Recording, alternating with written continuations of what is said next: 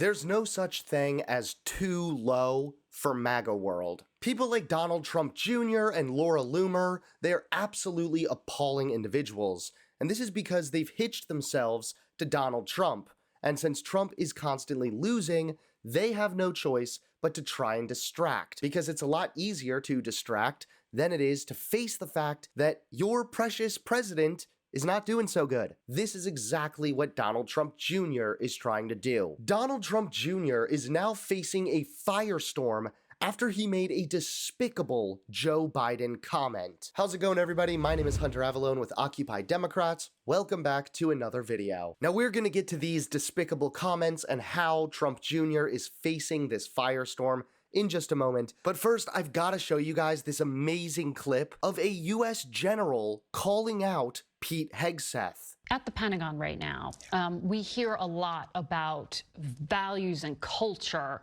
sort of being at odds with the mission, or that's how it's being described, right? Secretary Hegseth has talked a lot about restoring the warrior ethos.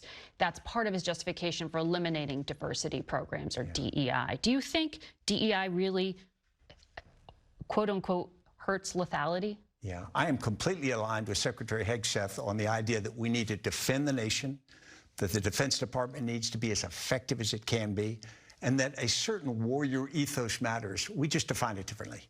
In my experience, we tend to understand that everybody can contribute, particularly in today's modern wars. The idea that everybody's got to look a certain way, got to have biceps of a certain size, has got to be a male, straight, all these things is not my experience. In the counterterrorist fight, where much of my experience was, it became a meritocracy.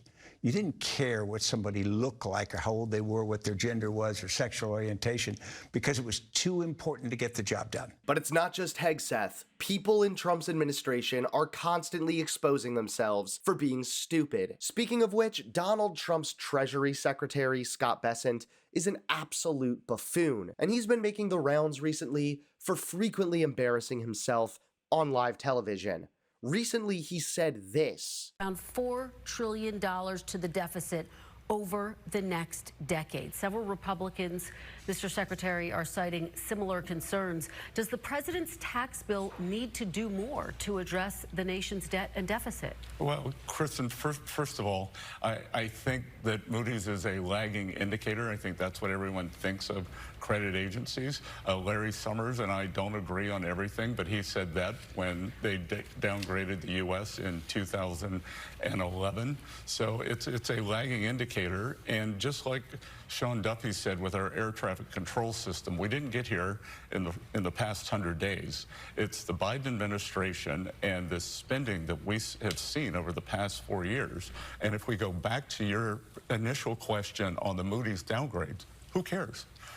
Qatar doesn't, Saudi doesn't, UAE doesn't. They're all pushing money in. They've made 10-year investment plans. So this administration, we're doing peace deals, trade deals, and tax deals. Wait, hold on. You're the Treasury Secretary, and you don't care how America is seen by potential lenders and borrowers. What? This is brutal, and it makes sense why the MAGA world is desperate to distract. Which brings us to the moment you've been waiting for. Donald Trump Jr. is facing a firestorm after he made a despicable comment about Joe Biden's recent diagnosis.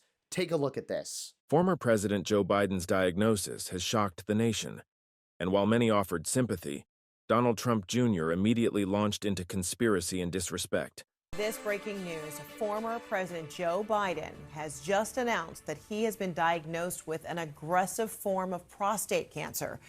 Let's get straight to the White House and senior reporter Betsy Klein with more on this. Betsy. I want to read you this statement again from Biden's personal office. It says, last week, President Joe Biden was seen for a new finding of a prostate nodule after experiencing increasing urinary symptoms. On Friday, he was diagnosed with prostate cancer, characterized by a Gleason score of 9 with metastasis to the bone. While this represents a more aggressive form of the disease, the cancer appears to be hormone sensitive, which allows for effective management. Just hours after that announcement, Donald Trump Jr. took to X and posted this. What I want to know is, how did Dr. Jill Biden miss stage 5 metastatic cancer, or is this yet another cover-up? Stage 5 cancer doesn't even exist. Cancer stages only go up to stage 4. But facts didn't seem to matter to Trump Jr., who chose to pounce on Biden's illness to push a wild and inaccurate conspiracy. Before that, he wrote that he agreed 100%, with a post saying, "Politics aside, we wish him a speedy recovery." But that quickly gave way to baseless speculation and chaos. And he wasn't alone. Right-wing influencer Benny Johnson called it the most dangerous cover-up in the history of the presidency. Others across MAGA world piled on with similar accusations, claiming the White House had been hiding the cancer for years, despite no evidence and a clear misunderstanding of how prostate cancer works. In reality, even aggressive prostate cancer can be missed during early screenings and only discovered after it spreads.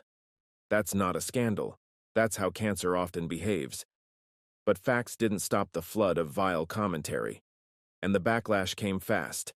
Piers Morgan slammed the conspiracies, calling out what he described as vile crap flying around and adding, "The man has served his country for 50 years and is fighting for his life. Show some bloody respect."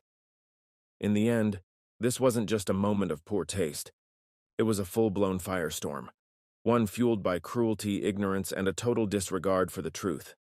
And at the center of it is Donald Trump Jr., facing intense criticism for turning a cancer diagnosis into a political weapon.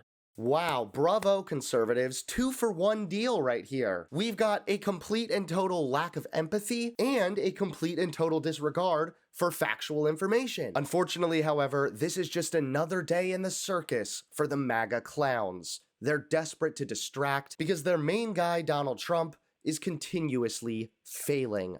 It's desperate, it's pathetic, but it's MAGA.